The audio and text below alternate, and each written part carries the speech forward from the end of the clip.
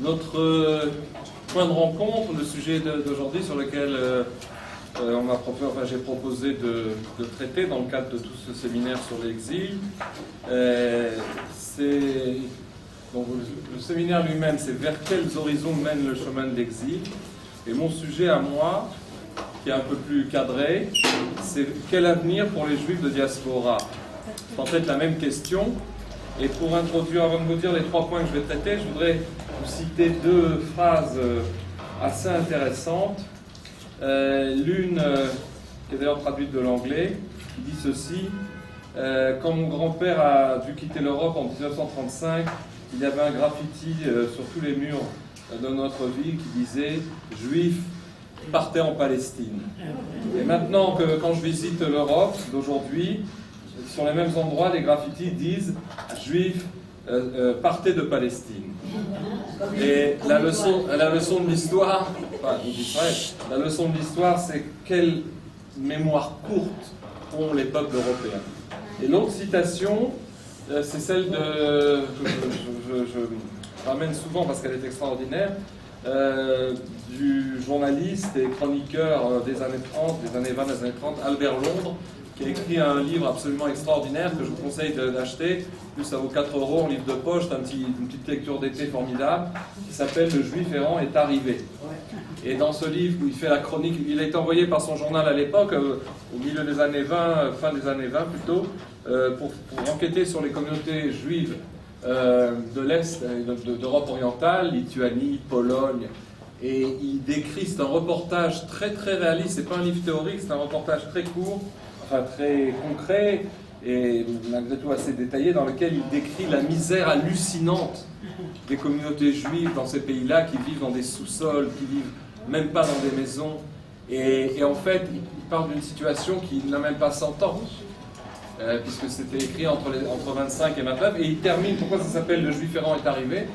Parce qu'il décrit, il va aller en Palestine, entre guillemets à l'époque, nom donné par les Romains à la Judée, pour faire oublier la présence juive et hébraïque, et il va faire une chronique géniale. Ce qu'il arrive en 28-29, c'est les premiers moments de la grande révolte arabe, et il va assister, alors qu'il est à Jérusalem, il est en Israël, il va assister à des événements terribles comme le massacre de Hebron, le massacre de Safed, qui étaient donc des massacres décidés par El-Husseini et les hordes arabes. Il va assister aussi à un événement, c'est un livre qui est extrêmement intéressant, très émouvant, un événement qui devrait nous inciter à le lire, puisqu'il parle du Tisha B'Av de 1929.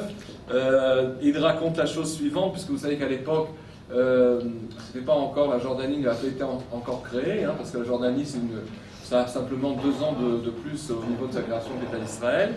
Et donc, il décrit ce qui s'est passé à Jérusalem le jour de Tisha B'Av. Pour une fois, les membres de la Shomer Hatzaïr, donc de gauche, et les membres du Bétar, les chemises jaunes et les chemises bleues, se sont mises d'accord pour aller prier, pour monter en masse au Kotel, parce que les Arabes empêchaient, parce que c'était en plus une petite impasse, comme vous savez, c'était un endroit très encastré dans la Casbah. Et il va y avoir comme une espèce de bagarre terrible, comme on dirait en français d'aujourd'hui, une castagne terrible entre 200 à 300 juifs qui avaient d'ailleurs, dit-il, parce qu'à l'époque c'était pas courant, le drapeau, non pas bleu et blanc, mais bleu et blanc avec des étoiles, comme avait prévu de dédicacer Herzl pour l'État d'Israël. Il va y avoir une espèce de grande bagarre entre les hordes arabes et ces groupes de juifs qui venaient le jour de Tisha B'Av. Des événements extraordinaires, c'est une chronique qui vaut la peine d'être lue. Et qu'est-ce qu'il dit en exergue de son livre? Un peu la même chose que le slogan sur foutez le camp en Palestine et foutez le camp de la Palestine, que les Européens nous serinent à longueur de journée. Lui, il a eu cette phrase géniale, il a dit « Les nations n'ont jamais laissé beaucoup de place aux Juifs ». Place morale, place spirituelle, et bien sûr aujourd'hui place géographique, y compris quand on revient sur notre terre, ce retour est contesté. Alors je vais, comme on a peu de temps et beaucoup de choses à dire, le livre ça s'appelle « Le Juif errant est arrivé ». Albert Londres, comme la ville. Et c'est un livre de poche, ça doit valoir 4 €, c'est un livre de 150 pages extrêmement pointu et passionnant. et qui fait d'ailleurs prendre la mesure du chemin, n'est-ce pas, parcouru en un siècle. Parce que quand vous vous replongez dans les gourbilles médiévaux de l'Europe orientale, et de quelle misère notre peuple vivait dans ces contrées, bon, à part quelques élites qui avaient les moyens. On a besoin, comme disait le Rav Hazan, j'avais toujours apprécié cette phrase, il disait, on a beaucoup parlé de lui ces derniers temps, puisqu'il y a une rue qui a été dédicacée à son nom il y a quelques 15 jours, il disait, il ne faut pas perdre l'habitude de se pincer pour montrer qu'on est bien réveillé. Aïnou kecholmim, Shivat, on revient à Sion, mais il ne faut jamais être blasé, parce que quand on sait d'où on vient et par quoi on est passé. Alors ce que je voudrais faire avec vous, c'est 3 points, qui vont être un parcours de crête, comme je dis, c'est-à-dire la ligne de crête, on ne va jamais pouvoir rentrer dans tous les détails, je vais essayer de le faire à une certaine cadence pour donner un mouvement d'ensemble. Premièrement, un premier point, c'est partir en exil, pourquoi faire? Il y a quelques réponses à ça. Et il y a des réponses de la tradition, des réponses de l'histoire. Et je prendrai une étude de cas très rapide parce que j'ai été convié à un séminaire rabbinique européen il y a 2 mois qui avait lieu à Venise pendant 3 jours. Moi, je suis passé juste une après-midi pour faire une étude de cas sur comment les Juifs d'Europe sont victimes et c'est ma version de cette situation. On m'a demandé en fait de parler des conséquences pour les communautés juives d'Europe de la situation socio-économique qui prévaut aujourd'hui en Europe. Et moi, je dis aujourd'hui, et je vais vous montrer rapidement, que justement, cette étude de cas, elle montre comment les Juifs d'Europe aujourd'hui, quel que soit leur niveau de conscience historique ou spirituel, sont prisonniers justement des circonstances et des données locales, sociopolitiques et économiques. Et le 3e point, eh bien, ce sera avec ce tableau, on essaiera de dégager le sens du retour à Sion. Qu'est-ce que c'est le retour à Sion et quel rapport avec l'exil? Alors, premier point, partir en exil, mais pour y faire quoi? Alors, vous avez eu sans doute des intervenants qui vous ont donné des explications. Moi, je vais vous donner les miennes. Il y a tout d'abord, avant d'en venir au vécu d'Israël et à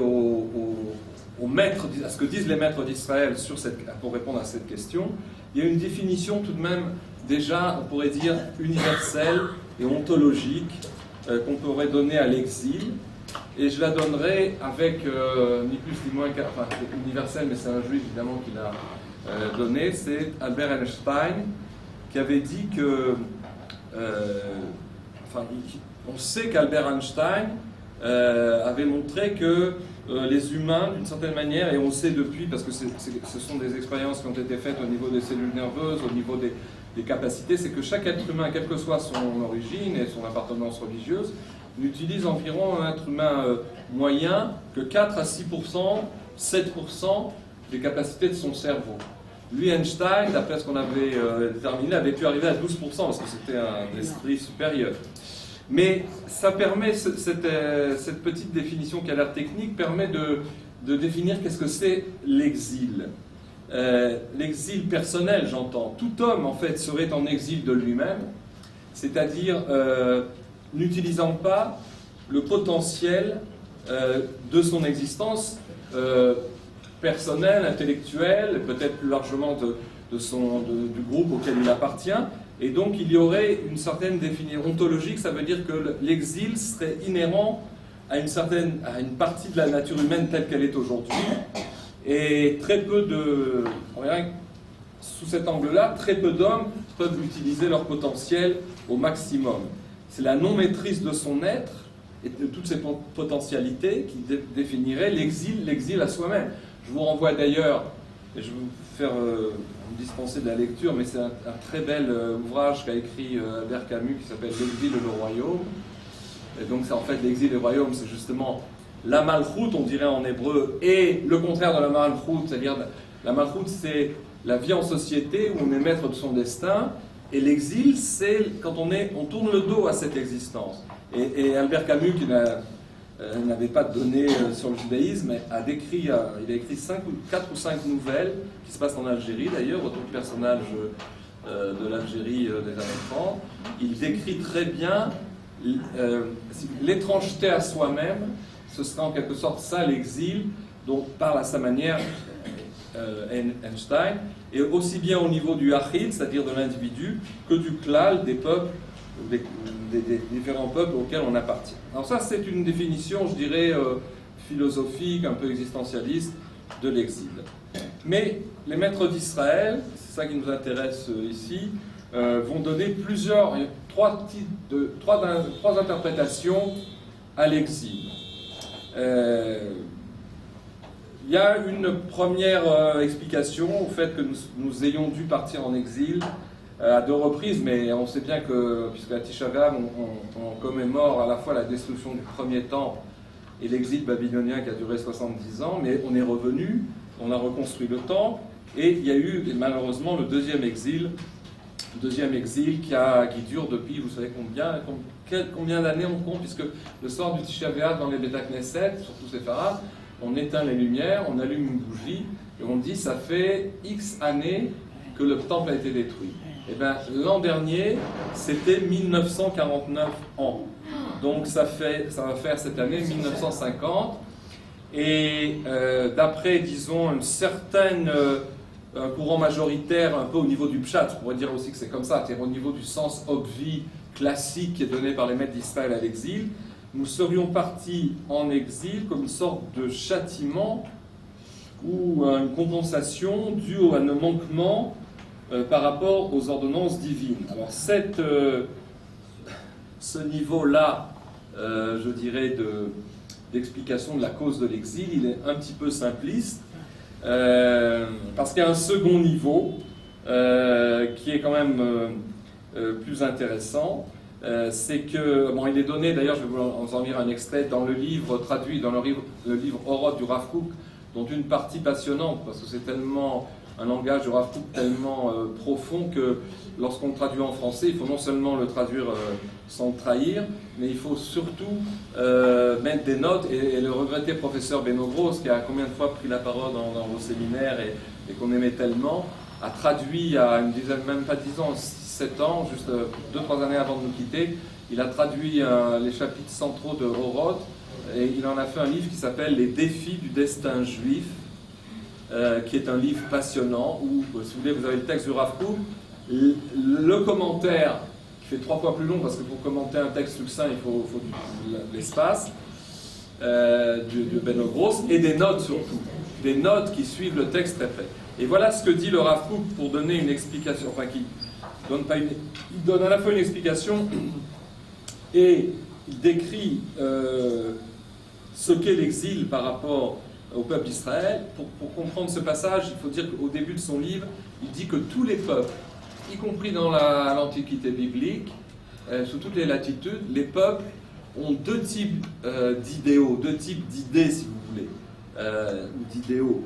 Ce qu'il appelle l'idée religieuse, c'est-à-dire l'idée spirituelle. Alors même les peuples païens, qui sont idolâtres, mais c'est l'idée religieuse qui prend telle ou telle forme. Et en cela, évidemment, le monothéisme hébraïque a complètement été révolutionnaire depuis Abraham, en disant qu'il y avait un créateur, qui était non seulement un créateur de la nature, mais le Dieu de l'histoire, Hachem ou Elohim, c'est les 2 noms. Mais aussi, nous disent les maîtres d'Israël, c'est que, et en tout cas le Rav Kook, il y a d'une part l'idée donc religieuse, avec des variantes évidemment, selon qu'il s'agit des païens ou de ce qu'on appelle Avodat Hashitouf, parce que tout le monde n'était pas croyant dans le fait que le vent était un dieu, que la guerre avait son dieu, comme les Gréco-Romains. Il y avait aussi ce qu'on appelle Avodat Hashitouf, c'est-à-dire que c'était une forme d'idolâtrie très subtile et pas lointaine de certaines idéologies d'aujourd'hui. On dit que, et la philosophie grecque a repris cette thématique en disant que le créateur, il y a eu un créateur du monde, une force qui a créé le monde, mais depuis, une fois qu'il a mis les règles en place, il s'est retiré du monde et il laisse ses ministres, c'est-à-dire les forces de la nature et les forces justement de l'idolâtrie, on pourrait dire aujourd'hui, que vénère l'idolâtrie, il les laisse mener son monde. Et ce qu'on appelle Avodat Hashitouf, c'est-à-dire c'est pas une forme d'idolâtrie complète, c'est que depuis que Dieu ne s'occupe plus de son monde, il n'y a plus de providence divine, d'après la philosophie grecque, il y a des forces dans la nature qui sont rivales et qui et qui mène la danse. Alors ça, c'est ce qu'on appelle l'idée religieuse. Bon, chez les Juifs, évidemment, c'est tout à fait différent. Et il y a, nous dit le Rav Kook, la deuxième force qui structure et qui motive les peuples, c'est l'idée nationale. Alors, qui prend des formes différentes. On sait que chez les Juifs, qui sont complètement atypiques, ce matin, je faisais une émission avec le Rav Dinovitch à Radio Kalita, et on est tombé d'accord sur l'idée qu'on n'est vraiment pas un peuple comme tous les autres. Parce que, au lieu d'attendre des siècles pour avoir un intérêt commun, d'abord se regrouper par sécurité seulement pour pouvoir faire des petites féodalités, et puis petit à petit, au travers des siècles, se trouver des intérêts communs, et au fur et à mesure, construire une loi et une sorte de société d'assurance commune que sont les États et les sociétés modernes. Non, nous on a eu tout à l'inverse. On a eu notre loi alors qu'on venait à peine d'être sacré peuple en sortant d'Égypte, quelques 49 jours après la sortie d'Égypte, 50e jour, don de la Torah, on a notre loi dans le désert, on y reste 40 ans pour des raisons on va pas tant développer aujourd'hui, et puis on rentre en Eretz Israël, mais attention, c'est bien qu'on ait eu notre loi, et on savait pourquoi c'était notre pays, il a fallu, vous savez combien de temps il a fallu depuis l'entrée sous les ordres de Yoshua qui a remplacé Moshe, comme on va le voir on l'a vu à la paracha de la semaine dernière et on va le voir dans les prochaines parachas. Combien de temps ça a duré, le temps depuis l'entrée en Eretz Israël jusqu'à l'unification d'un royaume, du même lacha, d'un malchut qui fut celle d'abord de Shaoul et ensuite de David. Il y a la période des juges, c'est-à-dire la période qui sépare, qui commence avec l'entrée en Eretz Israël jusqu'à, ça dure 500 ans. On avait déjà une loi, c'est pas qu'on a une loi empirique, on avait une loi hétéronome délivrée par le Créateur, la Torah écrite, et il a fallu un demi-millénaire de la période des juges, période incertaine, période mouvementée, avant que nous ayons un roi qui d'ailleurs a été destitué par le prophète Shmuel, et David a été roi à Hébron pendant 7 ans, et ce n'est qu'ensuite qu'il devient roi à Jérusalem et que s'instaure le Malchut David. Donc on a un parcours complètement atypique, qui est l'inverse de celui des autres peuples, et ceux qui veulent faire des comparaisons, que ce soit l'AFP, tous les petits histrions journalistes qui tournent autour et qui racontent n'importe quoi, il faudrait se mettre un petit peu, même de manière laïque, parce qu'on peut l'approcher de manière laïque, comme on dit à la mode aujourd'hui, mais il faudrait se mettre un petit peu au diapason des données réelles de l'histoire d'Israël. Et le Rav Kook nous dit que justement, Israël est parti en exil, non pas comme une punition, mais si vous voulez, que Israël a quitté sa terre à cause d'un certain nombre de manquements, parce que l'idée nationale et l'idée divine, dit-il, se sont séparées, alors qu'elles étaient liées pour Israël. Israël, peuple unique, révérant un Dieu unique, avec un pouvoir politique unifié par le roi d'Israël. Cette cohérence-là a volé en éclats. Alors attention, dans l'Israël biblique, il fallait bien savoir qu'il y avait, si vous voulez, il y avait des pouvoirs séparés. Il y avait le roi, il y avait les prophètes qui étaient non pas les journalistes de l'époque, parce qu'ils avaient un niveau légèrement supérieur à ceux qui se proclament journalistes aujourd'hui. Il y avait les shoftim, la justice, séparée du pouvoir exécutif, et il y avait surtout les prêtres, le pouvoir religieux. Donc il y avait une séparation des pouvoirs extrêmement méticuleuse. Et donc le pouvoir, l'idée nationale a volé en éclats parce que il y a eu une corruption de l'idée divine, c'est-à-dire qu'il y avait, si vous voulez, une routine dans la pratique de quelque chose, alors que c'était une spiritualité, c'est devenu une religion, et ça a cassé. Alors Israël part en exil pour en fait réparer cette dichotomie, mais il ne doit pas y rester longtemps. Je vais vous lire 2 passages saisissants du Rav Kook, et vous allez voir comme il a été très bien traduit par Beno Gross. Et en fait, ce qu'il y a derrière tout ça, c'est qu'Israël quitte sa patrie, sa terre et son royaume pour aller chercher et collecter en exil ce que les Mekoubalim, les commentateurs des secrets de la Torah appellent les étincelles de sainteté, Nitzutsim Akelusha, qui ont été dispersées en Galoute. C'est-à-dire que les Juifs, j'aime pas dire les Juifs parce que c'est les Hébreux sont destitués de leur royaume et de leur terre, non pas en termes de punition, comme on l'avait vu avec le Pshat, mais parce qu'il y a une certaine fonction à l'exil qui consiste, si vous voulez, à ramener ces étincelles de sainteté. Alors ça veut dire quoi, les étincelles de sainteté? Aujourd'hui, par exemple, tous les gens qui se convertissent des guérims et qui le font de manière intègre, en fait, c'était des gens qui étaient membres du peuple d'Israël au Sinaï, enfin au niveau des âmes, et qui ont été ensuite très éloignés et qui reviennent. Il n'y a pas une seule conversion qui n'a pas sa source au niveau des âmes et qui faisait partie des âmes d'Israël.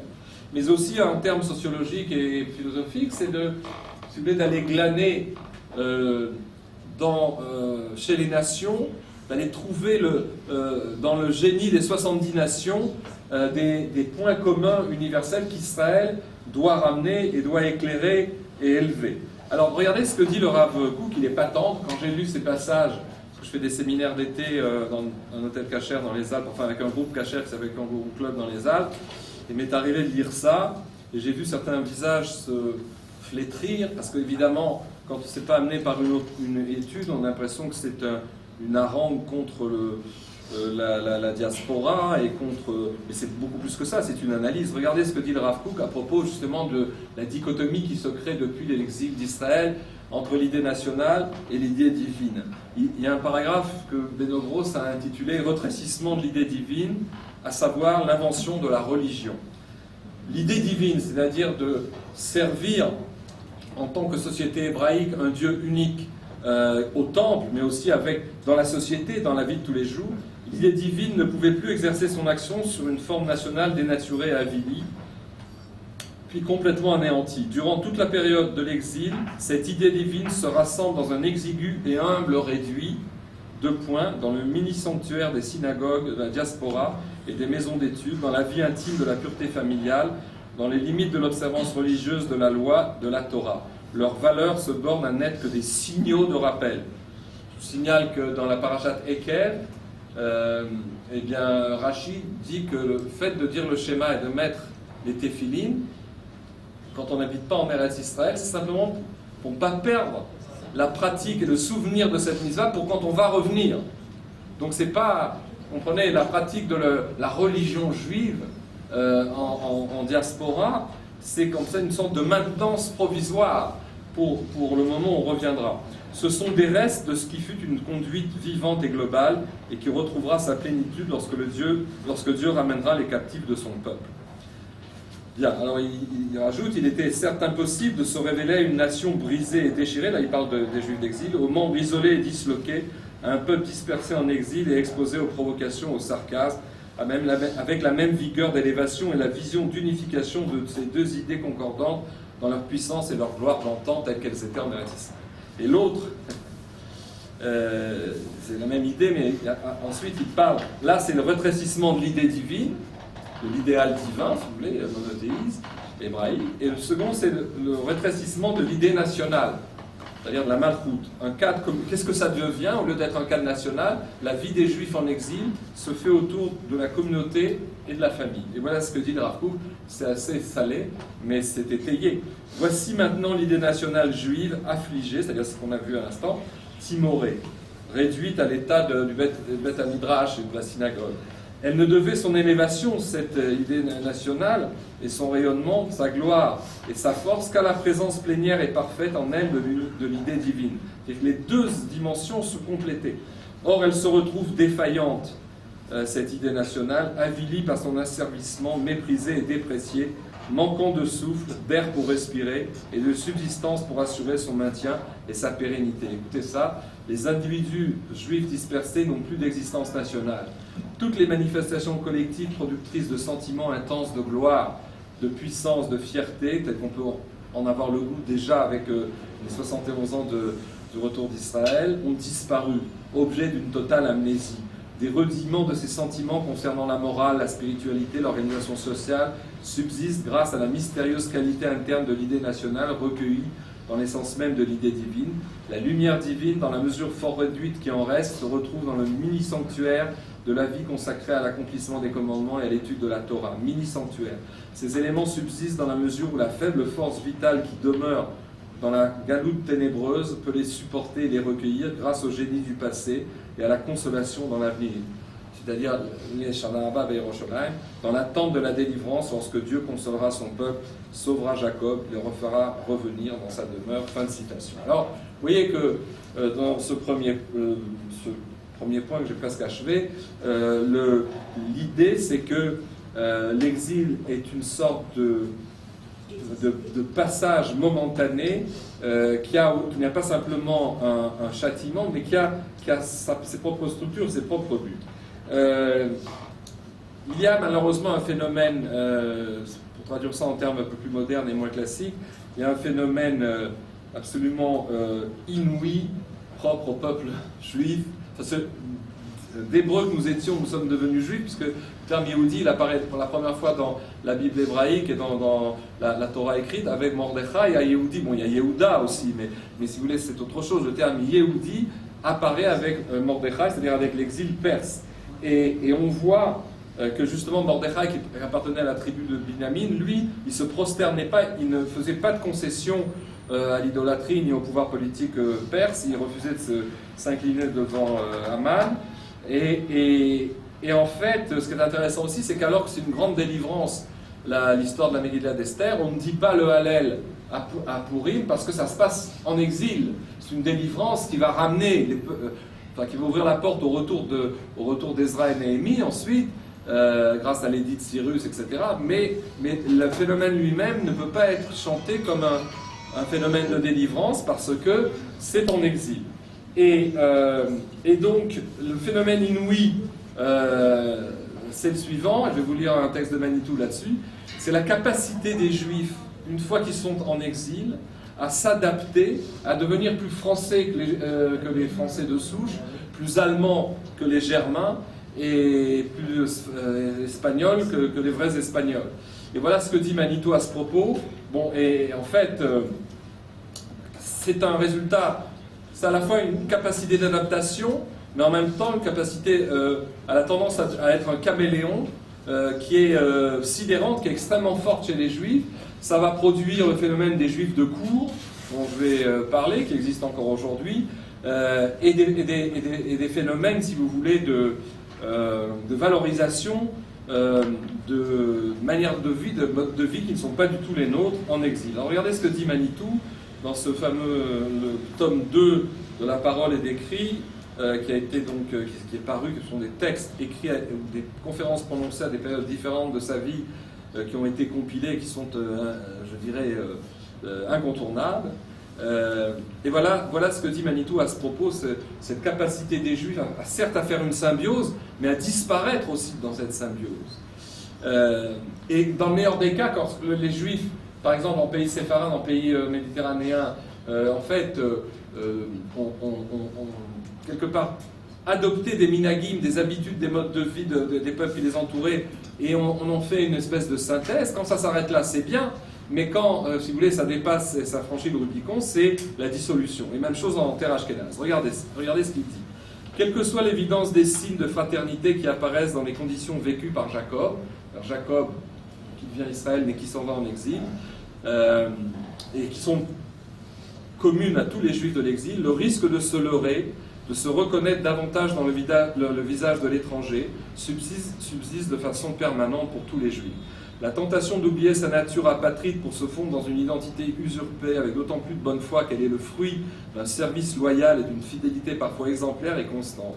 Un Juif français s'imaginera toujours plus proche d'un Bougnat d'Auvergne que du Mélamède de Riga ou d'Oran, du petit instituteur de Lituanie ou d'Algérie. Néanmoins, son insécurité ou sa lucidité sera telle qu'il ne dormira pas en dépit de son cousinage souvent réel avec les gens du terroir local. Ce manque de sommeil est une marque essentielle de l'histoire de l'identité juive. Il se traduit dans le regard juif que porte à la fois la souffrance et la compassion du monde. Derrière cette inquiétude se profile l'interrogation. Ce frère, donc Goy, est-il vraiment un frère ou bien n'est-il que le reflet de Caïn ? Il continue en disant ceci. Les Juifs, au cours de leur voyage, ont certes souvent vécu dans une admirable familiarité avec les non-juifs. Mais les termes de l'explication entre Jacob et Lavan demeurent. Toi, Lavan, tu as dit que j'étais la chair de ta chair. Tu as prétendu qu'il valait mieux que je te serve et que j'épouse tes filles plutôt que d'autres. C'est ce que dit Jacob avant de le quitter. Eh bien, moi, pendant ce temps, j'étais rongé par l'insomnie. C'est une sorte de midrash qui est repris par Manitou. Le patriarche, donc Jacob, se savait inquiet sur une terre étrangère et ne dormait pas. Mais lorsqu'il revint sur la terre d'Israël, son angoisse et son essolement se changent en danse et en joie. Et il dit ceci: par une providence inexplicable, les Juifs en diaspora depuis près de 2000 ans reviennent massivement sur leur terre. Ils font l'expérience intime de la rupture de l'essolement. Ils sont les bénéficiaires de la miséricorde divine. Aujourd'hui, tout Juif en accord avec lui-même, vivant dans une terre d'accueil libre, faut-il encore qu'elle demeure libre? Et on verra tout de suite avec ce qui se passe en Europe que ça branle dans le manche. Eh bien, tout Juif en accord avec lui-même est en droit, sinon en devoir, de remonter en Israël. Remonter. Son regard est chargé des veilles, des insomnies de l'horreur. Mais sa veille propre est faite de fidélité à une tradition qui se ressource sans cesse à l'origine des promesses. Son attente a été un long calvaire meurtrissant sa chair au risque de suspendre ses engendrements. Au contact des fils des ténèbres, son regard s'était obscurci. Au cours de ses pérégrinations, le Juif n'a cessé, je poursuis parce que c'est un très beau texte qui est au centre de notre réflexion, autour de ses pérégrinations, le Juif n'a cessé par un acharnement puisé au-delà de toute réalité humaine de porter la lumière de la bénédiction, quitte à embuer son regard, à perdre le sommeil pour quelque bien-être illusoire. Loin de s'abuser de lui-même, isolé en diaspora, loin de sa terre, le Juif connaît le prix des biens qu'il acquiert. Une marmite de viande qui nous empêche de quitter toutes les Égyptes. Jamais définitif, ces biens, ils permettent à la nation d'Israël de subsister, certes, vaille que vaille, dans une situation de funambulisme constant. Car dans la Torah même, la promesse de la terre faite à Abraham est toujours liée à l'annonce de l'exil. C'est-à-dire que oui, on a eu la promesse, mais Abraham, on lui a annoncé que sa descendance sera exilée en Égypte. C'est d'ailleurs pourquoi il est frappé de stupeur quand il offre le premier sacrifice à Elon Moré. C'est l'alliance entre les morceaux, Brit Ben Abetarim, le premier sacrifice qu'il fait pour Hachem en arrivant dans Israël. Car dans la Torah même, ce que je viens de dire, donc la promesse de la terre est liée à l'annonce de l'exil. Il est clair que la descendance d'Abraham connaîtra la dispersion, mais celle-ci ne commence qu'avec Jacob. Comment aurait-il pu en être autrement? Donc il y a une nécessité de l'exil, vous comprenez, dans cette analyse, mais on va voir qu'il doit avoir une fin. En effet, si l'exil avait débuté avec Abraham, Ishmaël et Ésaü, intégrés à cette diaspora, eh bien, je reprends la phrase. En effet, si l'exil avait débuté avec Abraham, Ishmaël et Ésaü, intégrés à cette diaspora, auraient pu, dès l'origine, part à l'héritage de la promesse. C'est-à-dire que si ça n'avait été que ça, toute l'histoire rend compte d'un seul fait. Chrétiens et musulmans ont été en voyage au nom d'une foi qu'ils voulaient répandre, c'est-à-dire du prosélytisme. Dans ces voyages, ils ne se sont jamais considérés comme des exilés, mais comme des conquérants. Seule la lignée de Jacob et d'Israël, celle des Juifs en tant que fils d'Israël, justement, a connu la dispersion, donc la condition d'exil, au sens de l'annonce bénéfique qu'elle hériterait bientôt, et de son vivant, de la terre. Fin de citation. Vous voyez que le sens de l'exil est très profond. Alors l'étude de cas, je n'ai pas le temps, plus français que les Français. Je ne sais pas que je suis un journaliste aigri, parce que j'ai fait une carrière de 40 ans dans les rédactions, dont 34 ans d'Israël, mais cet esprit caméléon s'est trouvé illustré par quelqu'un qui approche, qui a dépassé, qui a presque, je crois, 95 ans aujourd'hui. C'est le journaliste connu sous le nom de Jean Daniel, qui était le rédacteur en chef du Nouvel Observateur, dont on connaît le leitmotiv, c'est que Israël a commis l'erreur, en gagnant ces guerres, d'humilier les Arabes. Ça, c'est la grande humiliation. Il n'a pas compris que si on perdait une seule guerre, on n'existait plus. Mais lui, il a changé de nom. Parce que pour réussir, il s'appelait Ben Saïd. Et je sais ça d'autant plus que c'est le nom de ma mère, le nom de jeune fille de ma mère. Et donc Jean Daniel, comment dirais-je, est devenu un journaliste de cour d'une certaine manière. Il y a les juifs de cour. Et justement, un juif comme Jacques Attali, qui a écrit un dictionnaire du judaïsme dans lequel il a truffé d'erreurs, il était meilleur quand il était le Sherpa de Mitterrand, c'est-à-dire le Joseph de la maison de Mitterrand, qu'en tant que penseur soi-disant juif. Et d'ailleurs, lui, dans son fameux roman Il viendra, où il parle du Messie, s'identifie complètement à la figure de Joseph, le sauveur de l'économie mondiale. Et donc, si vous voulez, l'une des résultantes de cette conception, de cette capacité catastrophique d'adaptation et du largage des références, c'est quoi? c'est que c'est la catastrophe de l'assimilation. Il y a eu une polémique qui a défrayé la chronique, pas sur les homosexuels et les traitements, qu'on pourrait leur proposer, le piège dans lequel est tombé le Rav Pérez il y a 15 jours, qui a fait grand scandale, parce que c'est une journaliste qui lui a tendu un piège, et comme lui, c'est un chacham, c'est un maître d'Israël, c'est pas un politicien, il n'a pas compris qu'elle l'attendait en embuscade, et il a répondu ce qu'il pensait, mais c'était pas je dirais, une pensée fixe qu'il avait. Il a été amené à répondre qu'on pouvait traiter les tendances des jeunes gens, etc. Mais par contre, il y a une autre polémique qui était beaucoup plus forte. On leur reprochait dans les journaux d'avoir dit, et ce qui est une réalité, qu'aujourd'hui en diaspora, l'assimilation, vous savez, c'est une Shoah blanche. Il y a eu la Shoah des nazis et l'assimilation, ce qui fait que, par exemple, en 2013, le Congrès juif européen s'est réuni à Vienne et a fait faire une enquête dans les 8 grands pays européens pour savoir quel était le taux de mariage mixte moyen dans l'Europe, aussi bien occidentale qu'orientale. Aujourd'hui, taux entre 80 et 82%. C'est-à-dire 4 mariages sur 5, 4/5e se font en dehors, que ce soit une jeune fille juive qui épouse un non-juif ou l'inverse. Et donc, on est dans un cas, d'ailleurs c'est intéressant, 80%, parce que la sortie d'Égypte, on nous dit qu'ils sont partis Hamouchim dans le texte, c'est-à-dire ils étaient armés parce qu'ils se doutaient que ça allait peut-être barder dans le désert, mais Rashi intervient de manière avec le Midrash en disant Hamouchim, c'est simplement le 5e, 20% qui sont sortis, parce que 80% qui ont refusé de faire le Korban Pessah et de faire le sang de la Brit Mila, les 200 de Pessah, eh bien, ils ont raté le rendez-vous de la Géoula et ils ont disparu dans la plaie des ténèbres et ils ne sont pas sortis.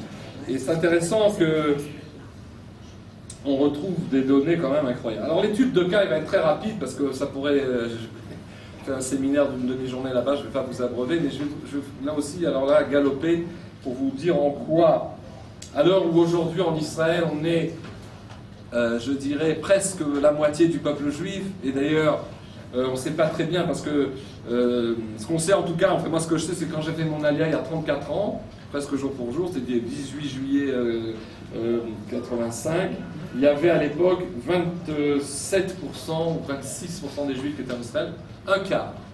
En l'espace d'une génération démographique, 34 ans, parce qu'il y a une génération, évidemment c'est moins maintenant, mais peu importe, la génération classique d'un homme en âge d'avoir des enfants, ça a baissé, eh bien aujourd'hui on est passé du quart à la moitié. Alors il y a une polémique entre les démographes, peu importe, pour savoir si on est 50,0 quelque chose, ou si on est, comme certains le disent, 49, etc. Tout ça, ça tient à quoi? Ça tient à la polémique sur le nombre de juifs qu'il y a aux États-Unis, parce qu'il y a 1 million 200 000 juifs aux États-Unis dont le statut est contesté par les uns et reconnu par les autres. Ils se sont convertis de manière non halachique, c'est-à-dire avec les libéraux, etc. Ils sont comptés comme faisant partie des 5,5 millions ou 6,5 millions de juifs américains, mais la différence est là. Mais en tout cas, il est clair qu'on est en train de passer la majorité des juifs en Israël. C'est un tournant que, là encore, en parlant du Rav Razan tout à l'heure, il faut vraiment se pincer pour vivre cette époque et savoir qu'aujourd'hui notre peuple est en train de revenir majoritairement et que de la même manière qu'à 34 ans nous étions 26% et que nous sommes maintenant presque 50%, c'est une question de semestre. D'ailleurs, l'empressement des nations à vouloir nous contraindre, que ce soit l'Europe, l'ONU, le Comité des droits de l'homme, soi-disant, et en fait tient au fait qu'ils ont compris que le retour d'Israël était un phénomène inéluctable, ontologique, qu'on ne pouvait plus arrêter. Ils se sont servis de la cause arabe et de la cause palestinienne pour essayer de nous barrer la route. Ça n'a pas marché, parce que toutes les guerres qu'ont fait les Arabes, ils les ont perdues et on a élargi notre territoire, sauf quand on a fait des concessions imbéciles, pensant acheter une paix qui n'est jamais venue.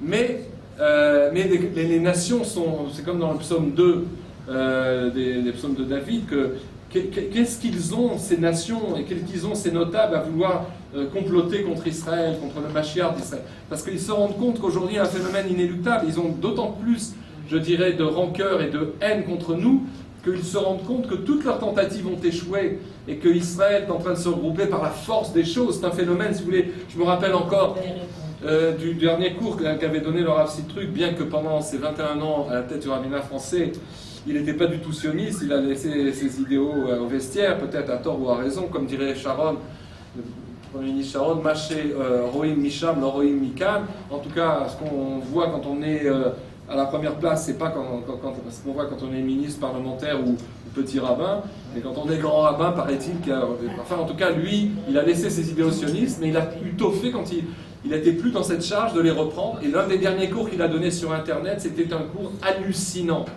qui a infirmé tous les enseignements très lituaniens, très orthodoxes, sionistes, pour pas dire anti-sionistes, qu'il a donné pendant 20 ans, en s'occupant de Halacha et de Pilpoul. Il a dit que le train de la Géoula était en marche, que l'Israël d'aujourd'hui est en train de vérifier toutes les promesses des prophètes, une à une, et que les Juifs de diaspora devaient bien comprendre qu'ils ne devaient pas rater le rendez-vous de l'histoire, comme 80% des Hébreux d'Égypte l'ont raté en ne voulant pas faire le Corban Pessah. Il y avait deux obligations pour tenter les Juifs. Prendre le sang du Corban Pessah, le mettre sur les linteaux, et puis faire le sang de la Mila. Et ceux qui n'ont fait que l'un des deux ou aucun des deux, eh ben, sont restés en Égypte. Et ces trucs, en ramenant des sources très profondes, a dit aujourd'hui on sait que la Géoula, la délivrance d'Israël, qui est aussi la délivrance de l'humanité, on verra ça dans les 20 minutes qui me restent, cette délivrance, ce ne sera pas que la délivrance pour Israël, mais c'est la délivrance, d'après les prophètes, où il n'y aura loïen nidachim. Il n'y aura pas des gens qui seront laissés en arrière, comme au moment de l'Égypte. Et donc il faut se réveiller. Vous avez eu une conférence, je crois, assez exemplaire hier de mon ami Eliezer Chadorovski, qui a bien montré que malgré l'obscurité qui règne en diaspora, il ne faut pas renoncer. Et d'ailleurs, lui, avec ma petite aide occasionnelle, s'occupe d'envoyer des conférenciers, d'envoyer des gens dans les petites communautés, de tout faire pour sauver les Juifs et appliquer cette parole des prophètes, disant il n'y aura pas d'abandonner, on n'abandonnera personne en exil.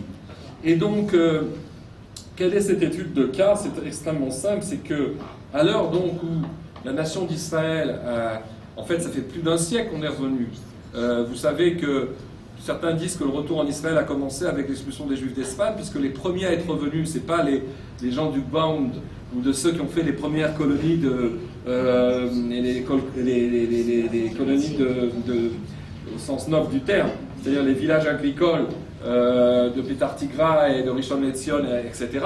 Ça s'est fait bien avant. C'est finalement les premiers qui sont venus à Sfat, c'était les grands maîtres séfarades, qui sont allés à Sfat parce qu'ils savaient que d'un point d'enseignement très profond que le Mashiach passerait d'abord par Sfat avant de venir à Jérusalem.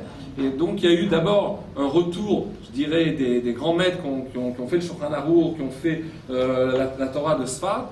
Et c'est ensuite qu'après, sous l'effet, disons, des mouvements nationaux au XIXe siècle, il y a eu le mouvement sioniste, et le mouvement d'ailleurs dont on a assisté la semaine dernière, quelques-uns d'entre vous et moi aussi, à une conférence qui a été assez extraordinaire sur la Skara, pour la Skara de Theodor Herzl, qui a été décriée à la fois par l'orthodoxie, parce que malheureusement, sous l'effet des événements, certains de ses enfants sont convertis au christianisme. Une de ses filles était tuée pendant la Shoah. Et puis par l'extrême gauche, qu'il a considéré comme un type très anodin, etc. Alors que c'était un géant, et que la phrase clé qui a été révélée dans le livre dans son journal, qui a été révélé par George Weiss, qui a écrit un livre formidable sur Theodor Herzl, qui s'intitule Herzl, nouvelle lecture, qui est paru aux éditions L'Harmattan, qui est un livre fondamental. La phrase clé du livre, vous savez ce que c'est? Qui est-ce qui a dit ça? C'est pas un prophète, mais c'est quasiment le prophète Herzl. Il a dit le retour à Sion, donc que je travaille, que j'ai fait 7 ans, les 7 dernières années de ma vie, je n'ai fait que ça, matin, nuit et soir, pour essayer de créer le retour en Israël. Eh bien, le retour à Sion, ce sera le retour à la judéité. C'est pas un rabbin qui a dit ça, c'est Herzl. Donc il avait une vision extrêmement forte, vous comprenez. Et c'est pour ça d'ailleurs que l'Ouganda n'a pas marché. Pour les précisions sur les bouquins, je vous les donnerai à la fin, pendant les 5 minutes qui me sépareront du prochain intervenant, parce que je ne voudrais pas répéter. Alors, l'étude de cas est extrêmement simple. Il existe l'Europe, on pourrait dire, c'est pour ça que j'ai pris l'exemple de l'Europe, plus encore que le reste du monde, est entrée dans une ère d'incertitude, de chaos au plan économique et moral, et social, et aussi au plan géopolitique et politique. Et cela a évidemment des implications direct sur la vie des Juifs, ainsi que sur les communautés juives du vieux continent. D'abord, je n'ai pas le temps de le faire ici, il y a des dérèglements de l'économie européenne qui sont structurels et qui ne sont pas seulement conjoncturels. J'ai pu, en préparant ce séminaire, trouver une interview qui date donc du mois de mars, fin mars, début avril de Jacques Attali, encore une fois, parce que Jacques Attali, il est bon quand il s'agit de l'économie. Eh bien, il disait que la fameuse crise des subprimes qui avait causé les effondrements boursiers en 2008, elle a été surmontée de manière artificielle, elle n'a pas été comprise, et l'économie occidentale, européenne d'abord, est au bord d'une catastrophe pire encore que celle des subprimes.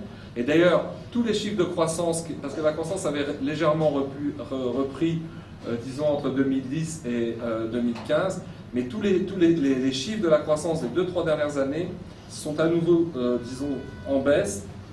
Et il y a une grande incertitude qui empêche, par exemple, Macron de réaliser ses rêves sur l'Europe. Toute la vision de Macron que l'Europe va sauver, la France va être sauvée par l'Europe, etc., sont tombées à l'eau parce que c'est, si vous voulez, c'est une fatalité économique qui a plusieurs causes. Je ne vais pas faire ici des analyses trop professionnelles, mais ce qui nous intéresse, si vous voulez, c'est que quand ça se double, cette chute économique, incertitude économique, on calcule que dans l'Europe d'aujourd'hui, dans l'Union européenne, il y a 11 pays à risque sur les 23. Et c'est la moitié, dont la France, des pays à risque, des pays qui sont vraiment sur la sellette au plan économique. Alors, encore une fois, on ne va pas les passer en revue.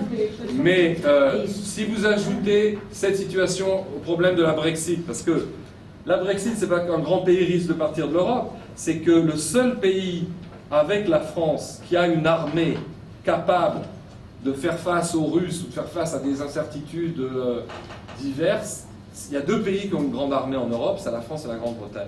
Donc la sortie de la Grande-Bretagne de l'Europe, c'était surtout au plan militaire une catastrophe pour l'Europe, pas seulement au niveau économique. Chute de la croissance, dégradation de la conjoncture économique, je disais 11 pays européens en déséquilibre. Il y a des défis économiques qui sont insolvables pour l'Europe, si ça vous intéresse, je vous dirai lesquels.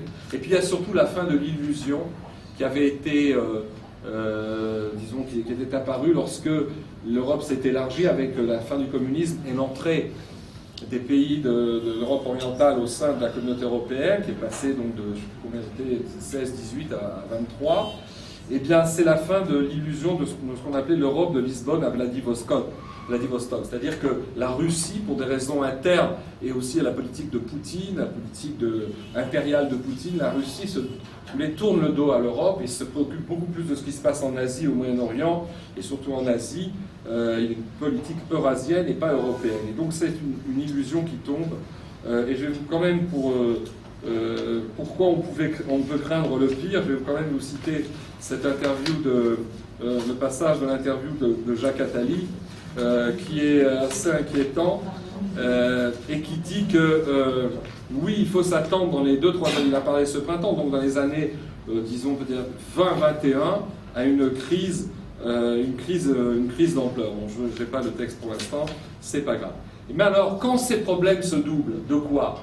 D'une politique migratoire irresponsable, c'est-à-dire au nom de la compassion pour les déshérités, l'ouverture des portes sans contrôle de pays comme l'Allemagne, mais aussi la France. Alors il y a eu quelques ajustements qui ont été faits, mais j'ai ici des statistiques catastrophiques sur, si vous voulez, on a un peu réduit les entrées migratoires, mais les flux restent complètement faramineux.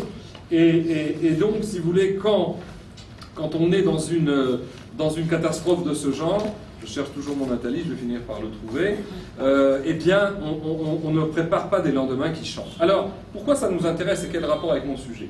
C'est que les conséquences pour les Juifs, qui sont prisonniers d'une certaine manière, ça ne veut pas dire qu'il n'y a plus de Hashgacha, c'est pas qu'il n'y a plus de providence. Parce que quand je vous lirai un texte tout à l'heure, on sait que la providence, la Shrina, nous dit le texte de la Torah écrite, est parti avec les Juifs pour les accompagner en exil. Mais ça, c'était le cas quand les Juifs étaient tous en exil. À partir du moment où se rétablit la Malchoute Israël, et qu'elle est majoritaire, elle est en train de devenir majoritaire au niveau des populations, ou presque même, vous comprenez bien que ça change complètement. C'est-à-dire que le pôle de la vie juive, aujourd'hui, c'est Israël. C'est pas Paris, c'est pas New York, ni Riga, et encore moins Tlemcen. Et donc, toutes ces villes, ou Vilna, qu'on avait appelées les petites Jérusalem. C'est-à-dire qu'à chaque fois, les Juifs donnaient comme caution le fait qu'ils avaient une vie juive autour de la synagogue, autour du Beth Amidrash, et que c'était ça, c'est finalement, on disait que la synagogue ou le lieu d'étude, c'est Beth Amidrash Katan, Moat, petit Beth Amidrash. Mais ça, c'était le cas quand nous étions en exil, au niveau où on était encore en train de pleurer la deuxième catastrophe, le deuxième Khorban. Et comme le disait Manitou, il m'est arrivé l'an dernier, il y a quelques années, dans ces séminaires d'été, de devoir passer pour des raisons de calendrier un petit Shavuot en exil, ce que je n'avais pas fait depuis 25 ans. Et puis je me retrouve dans une salle d'hôtel avec des Juifs de France, mais je me demandais sur quoi ils pleuraient. Parce que moi, évidemment, quand nous faisons Tisha B'Av, nous on fait Tisha B'Av puisqu'on est en attente de la reconstruction du troisième temple. On est, on est dans on pleure, on fait une méditation qui est d'ailleurs pas triste, mais sur ce qui va se passer, sur l'avenir, sur ce qui doit être réparé. Tandis que eux, ils vivent encore à l'époque du second Khorban, c'est comme si rien ne s'était passé. Et je me retrouvais avec mes frères juifs dans cette salle, mais j'avais rien en commun. C'était d'ailleurs assez sentiment en soi de division assez dramatique. Leur motif de tristesse n'était pas le motif de ma préoccupation. Et c'est ce qu'on vit ici quand on va au Kotel le soir de Tisha B'Av. Franchement, on n'est pas triste. Il y a une attente, il y a une force, il y a un potentiel.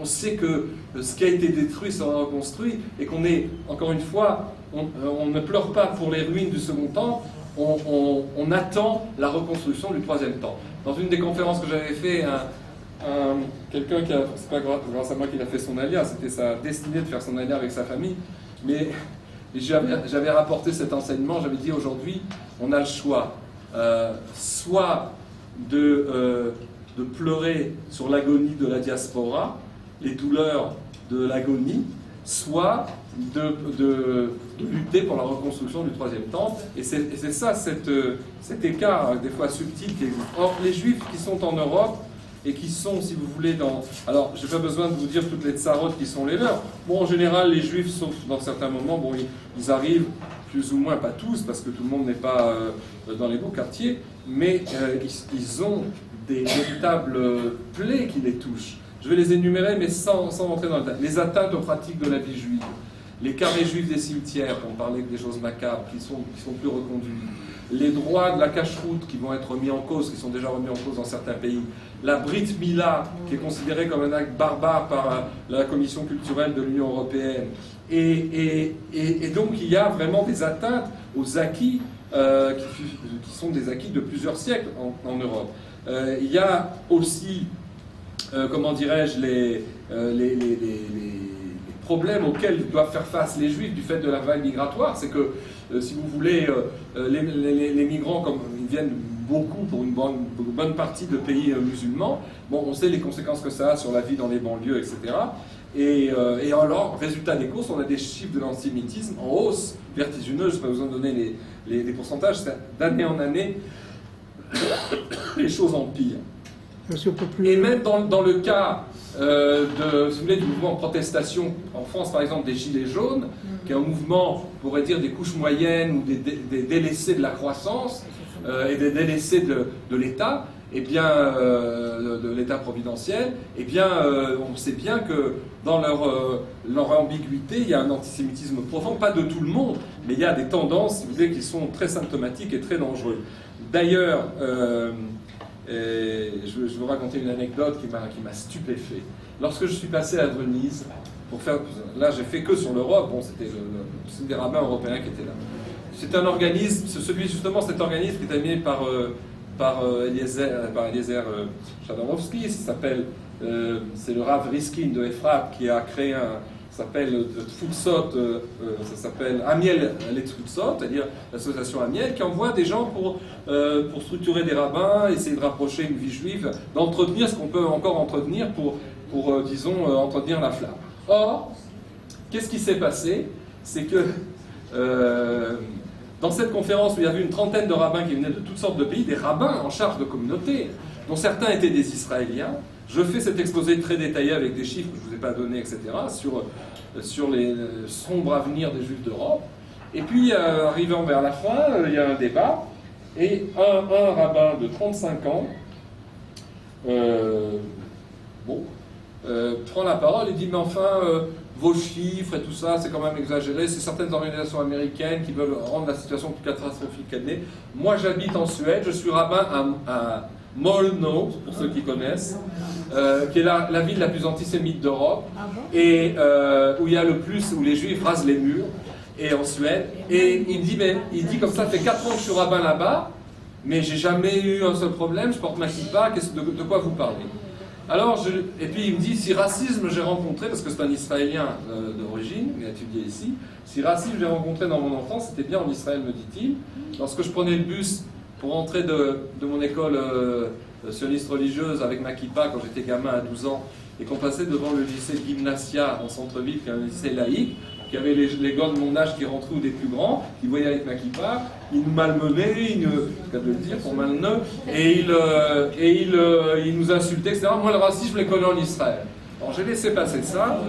Après j'ai entendu un autre rabbin à Manchester, qui avait l'air un peu plus modéré, avec une jolie petite kippa de juif orthodoxe, une tête intelligente, qui dit, écoutez, moi à Manchester, je n'osais pas faire les courses au Ramin Levi du coin, c'est-à-dire en fait au supermarché Goy du coin, parce que c'était un type en djellaba avec une barbe rousse islamique qui me tenait. Et j'ai eu tort parce qu'avec le temps, je me suis aperçu qu'il me respectait beaucoup et que je pouvais mettre ma kippa et que bon, il n'y avait pas vraiment de danger. Alors ils prenaient la parole les uns après les autres pour dire que on les respectait, que tout allait bien dans le meilleur des mondes, jusqu'à ce qu'il y ait un rabbin italien qui les interrompe. Un rabbin du coin me dit, mais vous ne comprenez pas, on ne parle pas de votre mazal, vos srouillottes, vos mérites qui vous ont empêché de connaître des déboires. On parle de phénomènes macroéconomiques, macro-sociologiques qui n'ont rien à voir avec le fait que vous n'êtes pas fait claquer contre un mur par un islamique en colère ou par un fasciste qui passait par là. Ça n'a rien à voir comme sujet. On parle de tendance. Comment ?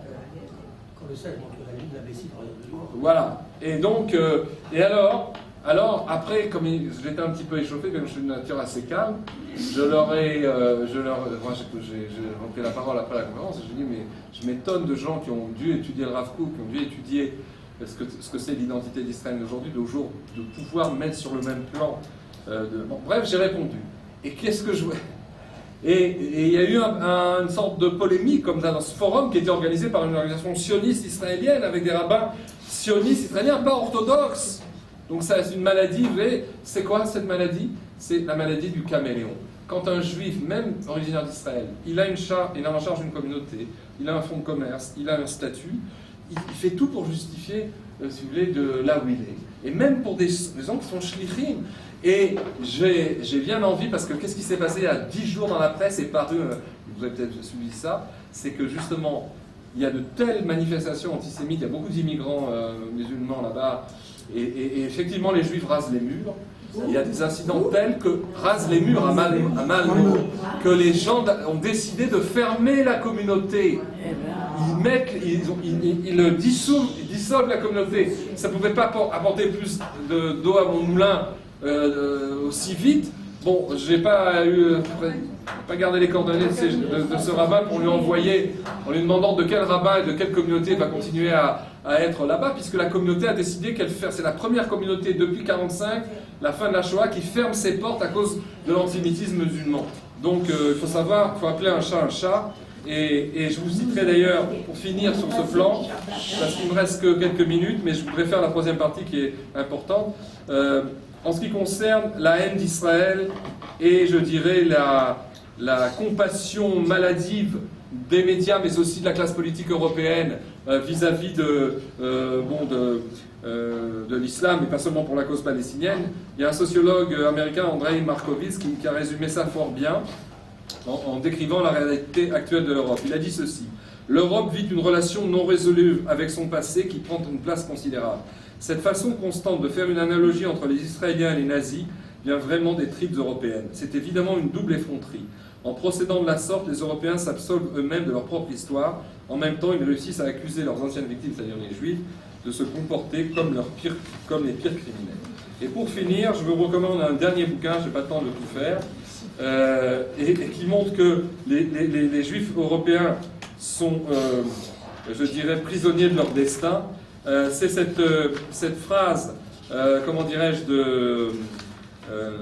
d'Elie Wiesel, qui avait dit vraiment de manière extraordinaire, il avait dit que, je vais vous lire ça, peut-être de toute manière je la connais par cœur, il avait dit que la raison pour laquelle aujourd'hui les forces d'Auschwitz sont toujours fortes en Europe, c'est parce que la victoire contre le fascisme et le nazisme, ça avait été une victoire qui a été rendue possible non pas par le soulèvement des peuples européens, mais par l'alliance entre les États-Unis et la Russie, qui ont pu faire décrocher le nazisme à l'est comme à l'ouest, et qui se sont rejoints à Berlin.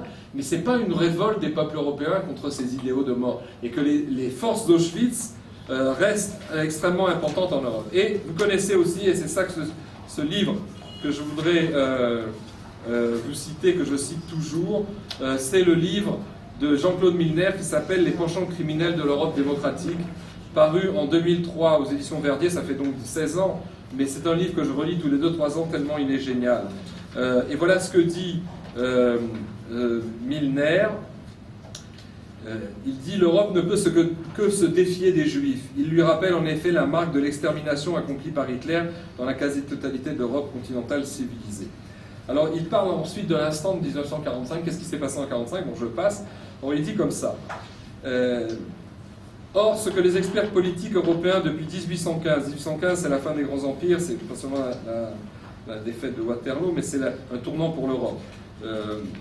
Ce que les experts politiques européens depuis 1815 tenaient pour un problème si difficile à résoudre, c'est-à-dire la fameuse question juive, avait du même coup disparu en fumée, c'est le cas de le dire. Les choses sérieuses pouvaient commencer pour l'Europe. Aujourd'hui, le chemin est parcouru. L'Europe est présente au monde, certes, au point de s'y arroger des missions, entre guillemets. Une, entre autres, faire régner la paix entre les hommes dits de bonne volonté. De ces derniers, cependant, les Juifs ne font pas partie, c'est qu'ils portent en eux la marque ineffaçable de la guerre, et l'Europe, héroïne de la paix en tout lieu, ne peut que se défier d'eux, où qu'ils soient, elle ne peut qu'être profondément anti-juive. Et il explique ensuite qu'il existe en fait en Europe un anti-judaïsme, non pas lié au pétrole, non pas lié à l'Iran, des choses comme ça, mais un anti-judaïsme de structure qui va chercher très loin dans l'histoire de l'Europe. Alors, pour terminer, troisième point, et ça m'amène finalement ce parcours qui est décrit dans ce graphique derrière moi. C'est en fait, les maîtres de la Mishnah ont dit que, comment dirais-je, c'est dans la Mishnah de Brachot, que l'histoire des 6 millénaires dans lesquels nous évoluons depuis Bereshit, en fait, elle se décompose en 6 fois 1000 ans, mais qui se regroupent 2000 ans, 2000 ans et 2000 ans. Il y a 1000 ans et plus 1000 ans de ce qu'on appelle Tohu Vevohu, depuis la création jusqu'au déluge, à peu près. Vous voyez, c'est la partie verte en haut. Ça, c'est les deux premiers 1000 ans. Après, il y a 2000 ans de Torah, c'est-à-dire l'exil d'Égypte, et puis Israël qui revient sur sa terre. Vous savez que d'ailleurs, sur ces 2000 ans, on n'est resté qu'un millier d'années sur la terre, parce qu'on a été chassés, on est revenu. Et puis, après, il y a l'ère messianique. Et en fait, c'est la Mishnah qui dit ça, c'est qu'il y a donc Albaïm Shana de Tohu Vevohu, de chaos, puisqu'il n'y a pas encore la Torah, même s'il y a des héritiers de la lumière initiale, avec Abraham et sa descendance. D'ailleurs, Abraham, dans ce système, vous savez qu'il est né en 1948, de l'ère hébraïque, pas en 48, il y a 71 ans. Il est né en 1948, des années 5779 d'aujourd'hui. Petit clin d'œil amusant du calendrier, tout de même. Et 2000 ans de Torah, c'est ce qui est écrit en haut. Vous voyez, il est écrit en haut, même en anglais, Chaos, Torah, tout en haut, et ère messianique. D'ailleurs, c'est intéressant. Et comment a été construit ce graphique? C'est construit il y a 45 ans par un gars qui s'appelle Ezra, qui était d'ailleurs francophone, qui s'appelle le graphique d'Ezra. Et il a rassemblé 800 données historiques et bibliques. C'est une vraie encyclopédie qui ressemble au plan du métro de Londres, mais qui est vraiment très sérieuse. Chaque centimètre est étudié. Et vous avez donc à la fois la chaîne de la tradition, la généalogie de Caïn, la tradition d'Adam, les centres du judaïsme, les puissances qui ont dominé sur la terre d'Israël, les fils de Shem, les Cananéens, les enfants d'Israël, les Perses, les Grecs, les Romains, les Byzantins, les Arabes, les Croisés, les Mamelouks, les Turcs donc, les Turcs, les pré-Turcs, et les Britanniques jusqu'au retour des Juifs. Et puis vous avez les 4 empires dont il est question dans Daniel et chez le Maral de Prague, parce qu'on met l'Égypte de côté, parce que l'Égypte c'est le prototype de toutes les... Qu'est-ce que c'est qu'un empire? C'est une forme de domination. C'est-à-dire c'est une civilisation qui se prend, dont la valeur sur laquelle elle se construit, parce que chaque civilisation a une valeur principale, qui prend cette valeur ou cette qualité comme étant la seule possible et qui l'impose de manière totalitaire aux autres. C'est ça un empire. Et alors il y a 4 empires dans notre tradition. Il y a d'abord la Babylonie, ensuite la Perse, ensuite la Grèce et ensuite Rome. Et ici vous voyez depuis donc, la deuxième destruction du temple, 1950 ans, c'est Édom, Rome qui est en rouge ici. Et le Maharal explique, et ça les textes expliquent aussi, qu'il n'y en a pas que 4. Il y a un cinquième, je dirais un cinquième qui s'inscrit dans Rome, c'est Ishmaël. Ishmaël qui apparaît très tardivement dans l'histoire. Chez nous, on est en 4340 à peu près. On a une petite antériorité, n'est-ce pas? Et qui va être en rivalité de civilisation avec Édom à la fin de l'histoire. D'ailleurs, pour comprendre cette... il n'y a pas de fin de l'histoire, je disais fin de l'histoire, la fin de l'histoire d'exil. Dans la conception authentiquement juive du graphique de l'histoire, parce que ça s'appelle, c'est la charte de l'histoire, ça s'appelle comme ça. Je vous indiquerai d'ailleurs où on peut se le procurer à Jérusalem. Autrefois, il y avait une boutique, maintenant c'est sur Internet. Mais il n'y a pas ce qu'on appelle dans le Midrash et dans la Kabbale, Ketsayamim, la fin des jours. C'est pas la fin de l'histoire, comme disait le japonais célèbre qui a écrit aujourd'hui c'est la fin de l'histoire. Il n'y a pas de conception apocalyptique dans le judaïsme, contrairement à ce qui existe dans le christianisme et chez les chiites, non pas les sunnites musulmans. Il n'y a pas de ça. Ce qu'on appelle Ketsayamim, c'est la fin des temps d'exil. On en revient à mon explication de tout à l'heure. L'exil, c'est une condition qui est inhérente, si vous voulez, à une partie de l'identité humaine. Abraham est sorti de l'exil quand il a compris que, en allant vers l'Eretz Canaan, il allait advenir à lui-même. On lui a dit Lech Lecha, va pour toi. Et qu'est-ce que dit Rashi? Va Leanotecha, pour advenir à toi-même. Parce que tu as un potentiel, mais ce potentiel, il ne pourra se déployer que sur la terre d'Israël. Et donc, à l'échelle de l'humanité, quand Israël a été sur sa terre, on a été chassé, il revient. Le retour d'Israël, c'est ça le sens du retour, et donc ça éclaire le sens de l'exil, c'est que Israël a été envoyé en exil que pour en revenir et pour faire comprendre à l'humanité qu'on peut sortir d'exil et qu'un peuple peut redevenir lui-même. Et c'est une grande leçon qui est donnée. Aujourd'hui, c'est un peu dans l'hostilité parce qu'elle n'a pas été bien expliquée, elle n'a pas été bien comprise par les nations. Mais justement, quand Israël éternue, le monde s'en rue, parce que tout le monde comprend que l'expérience qui est ici, plus qu'une expérience, qui est une réussite, pas seulement au plan socio-économique, culturel, scientifique et de recherche, mais c'est une expérience humaine considérable. Je vais vous raconter une anecdote d'ailleurs à ce propos, nous avons raconté Manitou, qui montre que, si vous voulez, il y a plusieurs systèmes en fait, maintenant pour terminer. Vous savez, nos maîtres comparent dans le Zohar l'histoire humaine à un enfantement, l'histoire humaine, pas seulement d'Israël, à un enfantement, c'est-à-dire que pour advenir d'une autre époque qui s'appelle la délivrance, la fin de la galoute ou la Géoula, c'est-à-dire la rédemption, eh bien, si vous voulez, et en fait l'histoire d'Israël c'est le microcosme de l'histoire de l'humanité, c'est que toute l'histoire humaine est une gestation.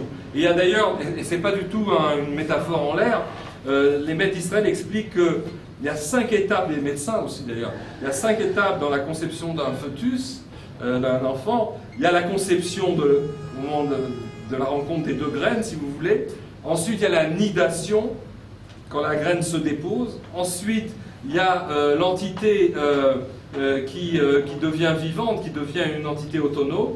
Et puis, il y a 8 mois de gestation, 4e étape. Et ensuite, un retournement du fœtus qui avait la tête en haut et qui après va avoir la tête en bas pour pouvoir sortir. Et s'il ne l'a pas, d'ailleurs, c'est problématique. Et il va y avoir la 5e étape, c'est la naissance. Or, nos maîtres expliquent, vous n'avez pas le temps, c'était tout un cours qu'avait donné le Rav Dinovitch de manière passionnante, c'est que dans l'histoire d'Israël, pour aller vite, pour vous montrer que ces choses-là sont très profondes, la sortie d'Égypte, c'est la conception de la graine.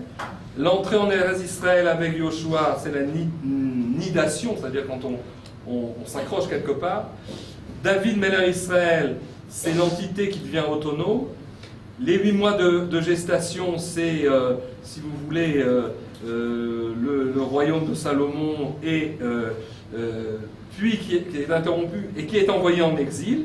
Et la naissance, c'est qu'après la traversée de l'exil, tout d'un coup, le peuple qui a été parfait par ce parcours historique, eh bien, revient sur sa terre et fait la démonstration devant l'humanité tout entière que oui, un peuple, même en exil pendant 2000 ans, il est resté lui-même et il va reconstruire depuis l'exil son royaume. Donc l'anecdote sur laquelle je terminerai avec une toute petite lecture, c'est la suivante. C'est Manitou qui nous l'a raconté. Peut-être que certains d'entre vous, dans une autre intervention, j'ai déjà parlé de ça, vous verrez bien. C'est que le Dalai Lama, qui est donc parce qu'on me dirait, alors d'accord, Israël, Ishmaël, bon, il y a ici Ishmaël, il y a Esav. Bon, et donc on est confronté aux deux identités. D'ailleurs, une autre conférence que je fais, que j'avais faite chez vous, à l'occasion d'un séminaire d'Amir Chatren, c'était le conflit triangulaire Israël, Ishmaël et Esav. Mais vous me direz, et les identités de milliards d'êtres humains qui sont ni Ishmaël ni l'Occident, c'est-à-dire les Asiatiques ou les bouddhistes, si vous préférez, ou il y a aussi les peuples africains, c'est un petit peu autre chose. Mais alors, bien que les Africains, c'est quand même dans la nomenclature des fils de Noé, puisque c'est Ham, mais en tout cas, les bouddhistes et les peuples asiatiques, qui sont la majorité aujourd'hui quand même de l'humanité, où ils sont passés dans tout ça. Eh bien, alors Manitou a eu une rencontre à 2 reprises dans des séminaires théologiques avec, comment dirais-je, avec le Dalai Lama, qui parlait moitié français, moitié anglais, et qui un jour, après un séminaire très riche, s'approche de Manitou dans les couloirs et lui dit « Je voudrais que vous m'expliquiez le secret d'Israël. » Alors il dit « Mais le secret, il y en a beaucoup dans ce livre, c'est des livres entiers. » Non, non, le secret, comment se fait-il que votre peuple, qui a vécu 2 millénaires en exil, non seulement il a pu revenir sur sa terre, mais il réussir son retour, et on n'a encore vu qu'une partie de cette réussite. Et pourquoi je vous pose la question? Parce que moi je suis pas seulement le leader de la spiritualité bouddhiste, etc., mais je suis aussi le leader national du Tibet. Or, ma patrie a été envahie par les Chinois en 48-49, et aujourd'hui, par exemple, vis-à-vis des jeunes, je réussis très très bien en tant que leader religieux spirituel. Les jeunes tibétains viennent dans les ashrams. D'ailleurs, c'est même presque le même mot qu'il y a dans le Tanakh pour dire les lieux de méditation, les monastères bouddhistes. Ça marche bien, la religion, chez moi, mais l'idée nationale, on revient à ce que je disais tout à l'heure, il y a l'idée divine, ça marche bien, la méditation, le nirvana, etc. Mais l'idée nationale, ils n'y croient pas du tout. Après, à peine, combien ça fait 49-50, ça fait 80 ans, je sais pas, ou un peu moins. Ça fait même pas 80 ans qu'on est en exil, et c'est terminé, ils n'y croient pas, on ne reviendra pas au Tibet. Mais comment vous avez tenu 1950 ans? Quel est le secret? Alors Manitou, il a compris, parce qu'on lui demandait, il a dit, je vais te répondre comme rabbin, et puis comme plus que rabbin. Parce qu'il était plus, c'est pas qu'il était plus qu'un rabbin, il était un grand esprit, comme vous savez, et plus que ça. Et un grand kabbaliste. Il lui dit, alors je vais te répondre comme rabbin. Il y a 3 choses qui nous ont fait traverser l'histoire. C'est ce que disait le Rav Kook d'ailleurs dans les passages que vous avez cités. Il dit, il y a 3 choses qui nous ont maintenus dans les affres de l'exil. Premièrement, ça a été le Shabbat. Et la Mishnah dit bien que si tu gardes le Shabbat te gardera. Le Shabbat, c'est pas parce que on observe un commandement et qu'on est des bons petits Talmidei Yerushalayim, Yeled Yerushalayim. C'est pas par crainte, c'est parce que dans les affres de l'exil, maintenir l'idée d'une journée familiale, une journée à l'abri des soucis, etc., ça donne des forces, ça fait travailler. Parce que nous encore, on n'a pas trop à se plaindre, mais quand on était au temps des Cosaques, au temps des croisades et au temps des Romains, croyez-moi que de pouvoir vivre une journée de ressourcement, etc., ça donnait une force aux individus, aux familles et au clan d'Israël. Ça, c'est la première idée. Vous voyez, c'est très rabbinique tout ça. Après, il lui dit une autre idée encore plus rabbinique, c'est que la cache-route, C'est pas encore une fois parce qu'on est des observants stricts et que Dieu nous a dit on sépare le lait de la viande et on mange ci et pas ça au niveau des viandes, etc. Non, c'est parce que ce que je mange, c'est ce que je suis. Et d'ailleurs en hébreu, le terme ochel, c'est les mêmes lettres que akol. Ce que tu manges, c'est ce que tu es. Et qu'est-ce que ça veut dire en termes historiques et ontologiques? Ça veut dire que, aussi, dans la traversée de l'exil, du fait que nous ingurgitions un certain nombre de choses et pas d'autres, c'est pas un problème d'hygiène, c'est un problème d'énergie. Je dirais de manière holistique aujourd'hui, c'est que la cacheroute, elle a maintenu le peuple d'Israël dans une sainteté spirituelle et une sainteté biologique et physique. Et c'est un problème très profond. On est ce que l'on mange. Et il a dit la troisième chose qui est encore plus profonde, c'est... Non, Mouna, ça va de soi, si j'ose dire. L'an prochain à Jérusalem. Attendez. Et c'est justement la troisième chose, le troisième pied de la table à 3 pieds, c'est quoi? C'est, comment dirais-je, la pureté familiale. Parce que l'acte, la tachata mishpacha, le mikvé, pourquoi? Parce que si tant est que l'union d'un homme et d'une femme pour avoir des enfants est l'acte à la fois le plus physique mais en même temps le plus spirituel par excellence, il ne se fait pas n'importe comment. Je veux dire, déjà on ne mange pas n'importe comment, on ne vit pas le calendrier n'importe comment avec le chat, mais là on a affaire justement à l'essence même du judaïsme. Les kadesh c'est un gashmiout. Le judaïsme c'est de sanctifier la matière. Quoi de plus a priori matérialiste mais en même temps de plus spirituel que cette union, et donc elle doit se faire selon certaines règles.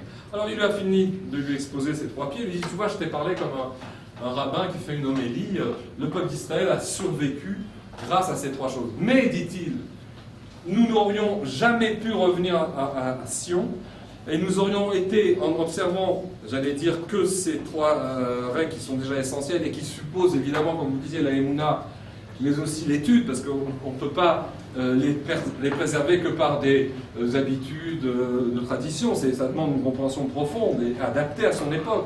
Eh bien, si nous n'avions fait que ça, nous aurions été quoi? Un peuple devenu une secte, puisque sans pays, sans je dirais, royaume, sans malroute, on aurait été une sorte de secte religieuse, fidèle à son Dieu, qui continue d'appliquer les préceptes de son Dieu. Mais on aurait été un petit groupe à part. Mais il dit, mais pourquoi nous avons réussi, nous, notre retour? C'est parce que, au travers de tous les exils, sous toutes les latitudes, et effectivement, le soir de Pessah, nous disions les Shana Abba et Roshana. Non pas comme une nostalgie, que comme on dit avec l'hébreu, le vav conversif, ce qui a été sera, Ve'aya, mais c'est parce que, le Maral le dit très bien dans son livre, le Nessar Israël, il dit qu'est-ce qui se passe au soir de Pessah grâce au régime alimentaire, grâce au rite du Seder. En fait, tout d'un coup, les Juifs de Tlemcen, les Juifs de New York, les Juifs de Vilna ou de Vladivostok, j'en sais rien, tout d'un coup, ils réalisent que ce qu'ils croient être comme la normalité, c'est-à-dire leur habitude à des siècles et des siècles là où ils sont, la petite Jérusalem par-ci et par-là, en fait, c'est pas du tout ça. Ce qui est anormal, c'est leur situation. Et ce qui est, entre guillemets, normal, le destin juif, c'est de revenir à Jérusalem. Et cette phrase, elle n'est pas du tout nostalgique, elle est prophétique. Les Shana Abba Be'eroshalayim. D'ailleurs, chers amis, pour finir, ici, vous savez que l'hymne d'Israël, c'est la Tikva. Rien n'est un hasard. Tikva, ça vient du mot cave. Cave, c'est une ligne. C'est-à-dire on a un espoir quand on sait d'où on vient et où on va. Si on oublie d'où on est parti, on ne sait pas où on va. Et tous les peuples aujourd'hui sont en crise parce qu'ils ont oublié ils n'ont plus de mémoire et ils ne savent pas où ils vont. Et donc Israël montre le nord. Je voudrais, pour finir, vous lire, et ça sera ma conclusion parce qu'évidemment le temps déjà est dépassé. Je voudrais vous lire 2 textes rapides dont je suggère à votre réflexion. On va lire dans quelques parachas, la paracha Nitzavim, dans Devarim. Et il y a cette phrase formidable, c'est les promesses de la fin du livre de Devarim, quand Moshe promet au peuple d'Israël qu'il partira, il aura eu toutes les affres de l'exil, et il reviendra. Regardez qu'est-ce qui est écrit. Ce sera, chapitre 30 de Devarim, Parashat Nitzavim, juste avant Rosh Hashanah. Ce sera quand viendront sur toi toutes ces choses-là, la bénédiction et la malédiction que j'ai données devant toi, la fameuse malédiction. Tu les ramèneras vers ton cœur dans toutes les nations où te relèguera Hachem ton Elohim, dans l'exil. Tu retourneras jusqu'à Hachem, c'est-à-dire la Tchouva, ton Elohim, tu écouteras sa voix, selon tout ce que moi-même je t'ordonne aujourd'hui, toi et tes fils, de tout ton cœur, tout ton âme. Regardez ce qui est écrit. Reviendra, je vais vous lire en hébreu, Veshav Hachem Elokecha, et Shevutecha, Velachamecha, Veshav Ekibitsecha, Mikol Ha'amim, Asher Ifitsecha Adonai Elohecha Shama. Je traduis, reviendra Hachem, ton Elohim, de ta captivité. C'est pas toi qui vas seulement revenir, Hachem il reviendra avec toi. Il te prendra en pitié, il reviendra, il te rassemblera d'entre tous les peuples où te disperser Hachem, ton Elohim. Qu'est-ce que dit Rashi? Qu'est-ce que c'est cette expression Veshav Hachem Elokecha? Il dit quoi? Reviendra Hachem, ton Elohim, de ta captivité. Qu'est-ce que ça veut dire? Le texte aurait dû dire il fera revenir, il te fera revenir. Mais non, nos rabbins en ont déduit que la Shrina, c'est-à-dire on pourrait dire la présence divine ou la Ashgacha, la providence, s'il est permis de s'exprimer ainsi, réside avec Israël dans les souffrances de l'exil et qu'elle s'est inscrite sa propre délivrance pour le jour où ils seront délivrés. C'est la Megillah, la Gemara Megillah. Alors elle reviendra, c'est-à-dire la Shrina, la présence divine, reviendra alors avec eux. On peut encore dire que, écoutez ça, que le jour du rassemblement des exilés, on a déjà vécu, comme dirait Maïmonide, il y a cinq étapes. Aujourd'hui, on a vécu, on est dans la troisième étape. Il y a d'abord le petit rassemblement des exilés. Ensuite, il y a la constitution d'un État indépendant du joug des nations. Et ensuite, il y a la Malchoute Israël qui apparaît. Et après, il y a le grand retour des exilés, le grand chauffard, comme il appelle ça. Et il y aura après la guerre contre Amalek. Et qu'est-ce qu'il dit Rashi? Et je vais presque finir.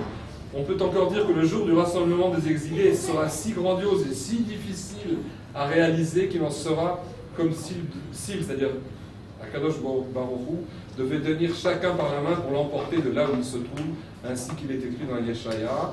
Et vous serez recueillis un à un, enfants d'Israël. Et nous trouvons cela aussi à propos des exils des autres peuples. Je reviendrai dans le retour de Moab. C'est-à-dire que la délivrance d'Israël, c'est la délivrance de l'humanité tout entière. On n'est pas revenu pour simplement faire notre petite religion dans notre petit pays avec notre petit drapeau. Il y a un enjeu ontologique, je dirais, humain considérable. Et je voulais juste vous lire, et c'est fini. Oui, je sais que j'ai dépassé. Je voulais lire l'adresse de Theodore Lessing dans son livre de 1933 qui s'appelle Le refus d'être juif, le refus de la terre, c'est dans la haine de soi. Voilà ce qu'il a dit.